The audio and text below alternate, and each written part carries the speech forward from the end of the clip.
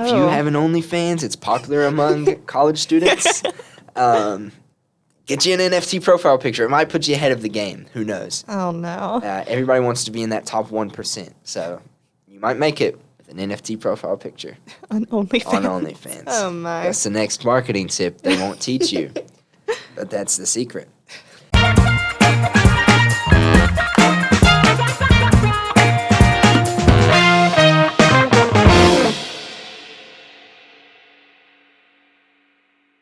Welcome to Her Talks, the podcast for Marshall students by Marshall students. I'm Luke Jeffrey. I'm Ashley McClure. And have you heard? NFTs. It's a term being thrown around a lot right now, and a lot of people are wondering, what the heck is an NFT, and why is Eminem's profile picture a monkey? So you think I know something about NFTs, being a business student, but I just don't know anything about them. I'm completely lost. Yeah, they're pretty, it's pretty geeky. It's pretty geeky. If you're in on the NFTs, there are a lot of business major memes where the business majors will be like, it's not the same, dude. You can't just screenshot it. You'll understand that by the end of the episode. I mean, they're still new, too. They are. They're not new to me, but that's because I'm a geek. This is all stuff that I really enjoy this stuff, and my dad is even a bigger geek. Oh. So he was on NFTs and reading about them if I learned about him 6 months ago, he was learning about him 8 to 10 months ago. Oh, so he's prepared. He knows. He is. But if you're not a geek, they're starting to become very prevalent right now. NFTs and cryptocurrency are all the rage. All the cool kids are investing in cryptocurrency. I even saw one girl in one of my classes the other day chewing on quarters. What? Yeah. That's nasty. She said she heard about people getting rich off of Bitcoin. Oh, my gosh. That's disgusting. It's probably a little unsanitary. Don't do that. That's not what that means. That's not what Bitcoin means. Please don't do that. It will not make you more money. Might give you a sickness, actually. Yes. Virus. Anyway, today we will be covering what NFTs are. And for the people that don't know, Ashley is your representative. She is the spokesperson for all people uneducated on NFTs. I do not know anything about them. Which is great. So that's how I'll know I did a successful job of explaining them is when you feel like you know the basics of NFTs. Yes. So I guess enlighten me. Get ready. There's a lot to unpack. I get in my little geek stance here. Oh, gosh. My geek stance. Geek stance. The first thing I guess we need to cover. I have a checklist of things that I need to teach her. What is of course he does. An NFT? What is an NFT? Yes. What does it stand for? It's an acronym. Okay. So NFT stands for non-fungible token. Okay. Funky words, I know. Mm-hmm. But it really means non-replaceable. Okay. You can't replace it. Okay. It exists on its own. Mm-hmm. How does this happen? Yes. How does this happen? It uses something called blockchain technology. Okay. Blockchain technology is the basis of NFTs. Mm-hmm. And it is the future of all things technology right now. Mm-hmm. All things data. Okay. Not technology. You're going to hear a lot of okays from me because I'm really trying to process this. Okay. So the way blockchain works, I really wish that I had some visual aids, but it's okay. We'll make do. You need a whole presentation. We will make do. So the way the blockchain works, it stores data in permanent blocks that tie together to make a chain of blocks, hence the name blockchain. Yes. So in each block, think about if I had a whiteboard and I wrote the letter X, right? Mm-hmm. And I erased the letter X and wrote the letter Y. Mm-hmm. It only shows the letter Y, right? There's no evidence that I ever wrote X unless you're like Sherlock Holmes, right? No one would know. And even he would struggle. But the way the blockchain works is, let's say I wrote that X on the whiteboard. Mm-hmm. It will store that in a block. And then let's say I wanted to change it. The second I erase it, it will make a block that states in whatever code and however many ones and zeros it has to that this user with this IP address changed erased the letter X from this area at this time on this date. So it'll mark that I erased it and make a block. Okay, that makes sense. And then when I write the Y, it'll make a block that I wrote the Y.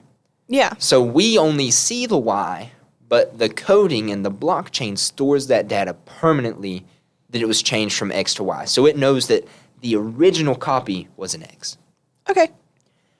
Makes sense Makes to me. sense? Yes, Okay, let's great. go. Wow, So- yeah. That's the basics. And so an NFT runs off of this exact principle. It's most commonly used in art. So like there's a very popular NFT company. They're called the Bored Ape Club. Okay. Bored Ape Yacht Club, maybe, I think. And It's a weird name. yeah, well, they draw apes. That's it. It's monkeys in funky clothes and different colors doing different stuff. Like there's one smoking a cigar. There's one that's like rainbow iridescent. That one sold for $2.3 million. Oh my gosh.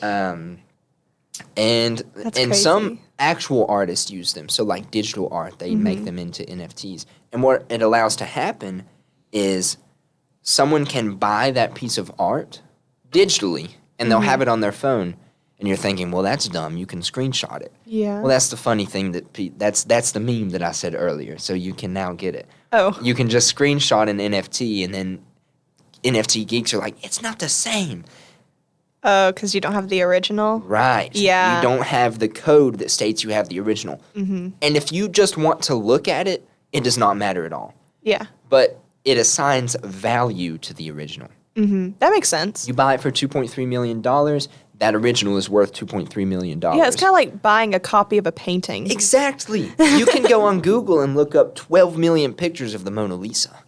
But they are not if I print it out and hang it on my wall, it is not the same Yeah. as having the Mona That is Lisa true. on my Yeah, wall. I'm understanding. This is great. Exactly. It's once you get into it, it's not that hard, but it scares a lot of people. But it's becoming popular and prevalent right now. So even if it's not something you use and get into, it's a good thing to just kind of understand. Eminem's profile picture is an NFT. It's a bored ape. It's literally Oh, okay. it's a picture of a monkey, but he is the only one that truly owns that picture. So a lot of social media platforms are now allowing people to use NFTs as profile pictures. Because if not, you'd have to screenshot it and insert it. Yeah. But they're allowing them to not only upload the picture, but that picture is still tied to the actual code that says they own it. Oh, that's cool. Yeah. Eminem's in on it. Jimmy Fallon has a monkey NFT as a profile Really? picture. Oh, that's cool. Snoop Dogg made his own NFT, and it's an NFT of him. So his Oh. profile picture is an NFT of Snoop Dogg. Nice. That's very Snoop. Yeah, it is. So, and they're becoming all kinds of platforms are using them. Not only celebrities, they're open to the public, but they're mainly the ones using it. A, they're expensive, and B, there are probably some NFT companies paying them big bucks to use their products. Yeah. Just simple marketing. But things like Twitter, OnlyFans is in on the NFT game. OnlyFans. Yep. If you Oh. have an OnlyFans, it's popular among college students. Get you an NFT profile picture. It might put you ahead of the game. Who knows? Oh, no. Everybody wants to be in that top 1%. So you might make it with an NFT profile picture On OnlyFans. on OnlyFans. Oh, my. That's the next marketing tip they won't teach you. But that's the secret. And beyond that, they are now, NFL teams are using them for digital playing cards and trading cards. Oh, So, baseball cards were like big back in the day. yeah. NFL teams are now using them digital trading cards. And originally, if you just posted a picture online, you could screenshot it and bam, now we both have a trading card. Hurdy-dur. But now, Already done. now you can only own one true copy of it, the original. So it provides value to those trading cards and lets people, you'll be able to trade all over the world. You don't have to mail it. You don't have to go meet some dude in an alleyway at 3 a.m. Ooh, You can don't do that, you kids. email them or however, and there might even be in the future a complete marketplace just for NFT baseball cards. You put on a little headset or get on your phone and scroll through all of the digital playing cards that you can buy and trade with. Oh, Art collectors use it. That's kind of where the Bored Ape stuff comes in. yeah. But then We get into the big stuff. Oh, okay. The metaverse. Oh, no. Right? So I'm not going to spend a whole lot of time explaining it, but Facebook's new name change to Meta, Yes. right? They are building their version of the metaverse. Contrary to popular belief, we're already in the metaverse, right? I could give an entire presentation on that, but Another PowerPoint. all a metaverse is a virtual reality space in which users can interact with each other. Facebook already was the metaverse. MySpace was a metaverse. Email is a form of the metaverse. Okay. So we've dabbled in it all along. People are just scared of whatever this new one is because it involves virtual reality. Okay. But that's the direction Facebook wants to head. And inside that virtual reality, if you're playing like virtual reality Sims, right? Sims is a popular game. You want to decorate your house. You want some art. You get the NFT Mona Lisa to put in your house. You That's are cool. pimping. You are a straight baller in this virtual reality You got Sims the Mona world. Lisa. You're top tier. You are the Sims art collector that people revere. And what's even better, people cannot steal your art in the digital world because you can pinpoint it with code. You know? They know who owns it. It's easy to prove with ownership, and you track it down. So that's the big direction it's heading. You buy plasma TVs, couches, have your own little whatever in your digital world with your avatar, collect art, have antique swords, whatever people collect, they can have these and experience that. But NFTs, that's what they are. NFTs. Well, I feel a lot more like knowledgeable on the subject. So whenever Luke texted me, he was like, "Do you know what NFTs are?" I said, "Like zero." I was like, "I don't know what you're talking." I had to look up what NFT was. Yeah. Because I had no idea. Well, I had to, because if you knew, I didn't know how popular they were among other audiences. Like I said, I'm a geek. The people I normally talk to You did are the geeky. geek dance, so yeah.